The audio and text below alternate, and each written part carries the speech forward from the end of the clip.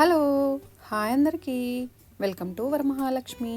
ఈరోజు మీకు చూపించబోయే రెసిపీ వచ్చేసి అచ్చం రోడ్ స్టైల్ సమోసా లాగానే ఇంట్లోనే ఎంతో రుచిగా ఈజీగా ప్రిపేర్ చేసుకోవచ్చు. అది కూడా అస్సలు మైదా వాడకుండా హెల్దీగా గోధుమ పిండితో క్రిస్పీ సమోసాను ఇంట్లోనే చాలా ఈజీగా ప్రిపేర్ చేసుకోవచ్చు. ఇది ఎలా ప్రిపేర్ చేసుకోవాలో మనం ఇప్పుడు ఈ వీడియోలో చూద్దాం. ఈ రెసిపీ ప్రిపేర్ చేసుకోవడానికి ముందుగా మీడియం సైజ్ ఉన్న 3 ఆలుగడ్డల్ని తీసుకొని 2-3 సార్లు ఇందులో డస్ట్ అంతా పోయే వరకు బాగా కడగాలి. ఇలా కడిగిన నీటిని పంపేసుకొని ఆలు ఉడకడానికి ఎన్ని వాటర్ అయితే పడతాయో అన్ని వాటర్ని ప్రెషర్ కుక్కర్లోకి వేసుకొని దీనిపైన మూత పెట్టి స్టవ్ పైన పెట్టుకొని ఈ విజిల్స్ వచ్చే వరకు కుక్ చేసుకోవాలి. ఇప్పుడు స్టవ్ ఆఫ్ చేసేసుకొని ఇది చల్లారే లోపల మనం సమోసా కోసం పిండిని రెడీ చేసుకుందాం. ముందుగా ఓ బౌల్లోకి 1.5 కప్పు గోధుమ పిండిని తీసుకోవాలి.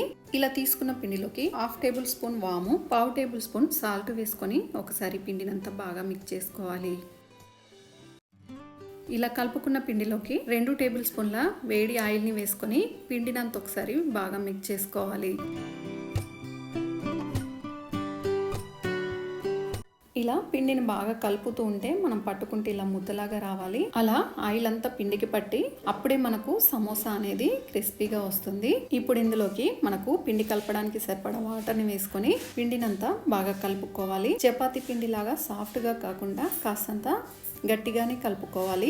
అప్పుడే మనకు సమోసా అనేది పర్ఫెక్ట్ గా వస్తుంది. మైదా పిండితో కాకుండా ఇలా గోధుమ పిండితో చేసుకుంటే మన హెల్త్ కి కూడా చాలా మంచిది. చూసారు కదండి, పిండి ఇలా గట్టిగా కలుపుకొని పిండి ఆరిపోకుండా పైనుంచి మూత పెట్టేసుకోవాలి. అలాగే ఇందాక మనం ఉడకబెట్టుకున్న ఆలు చల్లారిపోయి ఉంటుంది. ఒక్కసారి ఉడికాయో లేవో ఇలా చెక్ చేసుకుని ఆలు పైన ఉన్న తొక్కను ఇలా తీసేసుకోవాలి.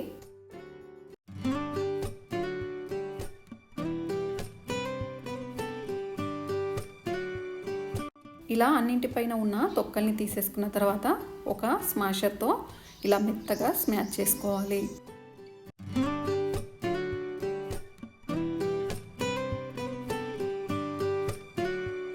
ఇలా మెదుపుకున్న ఆలుని పక్కన ఉంచేసుకొని స్టవ్ పైన ఒక ప్యాన్ పెట్టేసుకొని ఇందులోకి 1 టేబుల్ స్పూన్ ఆయిల్ వేసుకోవాలి. ఆయిల్ వేడయ్యాక ఇందులోకి 1/2 టేబుల్ స్పూన్ జీలకర్ర, 1/2 టేబుల్ స్పూన్ సోంపు, కచ్చాపచ్చాగా దంచుకున్న 1 టేబుల్ స్పూన్ ధనియాలు, అలాగే కచ్చాపచ్చాగా దంచుకున్న 1 టేబుల్ స్పూన్ వెల్లిపాయ పేస్ట్ వేసుకొని ఒకసారి బాగా ఫ్రై చేసుకోవాలి. ఇది కాస్త వేగిపోయాక ఇందులోకి 1 టేబుల్ స్పూన్ పచ్చిమిర్చి పేస్ట్, 1/2 టేబుల్ స్పూన్ పసుపు, 1/2 టేబుల్ స్పూన్ సాల్ట్ వేసుకొని ఇదంతా ఆయిల్లోనే 1 నిమిషం పాటు బాగా ఫ్రై చేసుకోవాలి. ఇది ఇలా కాస్త ఫ్రై అవ్వగానే ఇందులోకి 1/2 కప్పు పచ్చి బఠానీలు వేసుకొని వీటిని కూడా 1 నిమిషం పాటు బాగా వేయించుకోవాలి. ఎందుకంటే పచ్చి బఠానీలు కాబట్టి కాస్త వేయించుకుంటేనే టేస్ట్ బాగుంటుంది. ఇప్పుడు ఇవి ఇలా కాస్త ఫ్రై అయ్యాక ఇందులోకి 1 table spoon kasuri methi, 1/2 table spoon chilli flakes, అలాగే సన్నగా తరిగిన కాస్తంత కొత్తిమీర, మనం ఇందాక స్మాష్ చేసి పెట్టుకున్న ఆలు వేసుకొని బాగా మిక్స్ చేసుకోవాలి.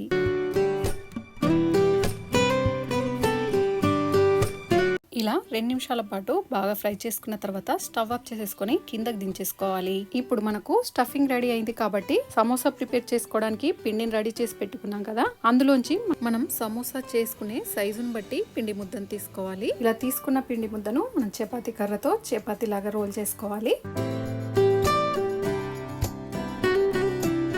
చపాతీ లాగా గుండ్రంగా కాకుండా కొంచెం ఎగ్ షేప్లో తీసుకుంటే సరిపోతుంది. ఇలా రెడీ చేసుకున్న చపాతీని మధ్యలోకి నైఫ్తో కట్ చేసేసుకుని 2 భాగాలుగా ప్రిపేర్ చేసుకోవాలి. మనం ప్రిపేర్ చేసుకున్న ఒక్క చపాతీలో మనకు 2 సమోసాలు వస్తాయి. ఇక్కడ వీడియోలో చూపించిన విధంగా మనం కట్ చేసుకున్న 2 చివర్లను ఇలా వాటర్తో అతికించుకోవాలి. అప్పుడు మనకు కోన్ షేప్ వస్తుంది. అలా అతికించున్న దానికి స్ట్రేట్గా వెనుక వైపున కూడా ఇక్కడ వీడియోలో కనిపిస్తున్నట్టుగా అలా మడత పెట్టేసుకోవాలి.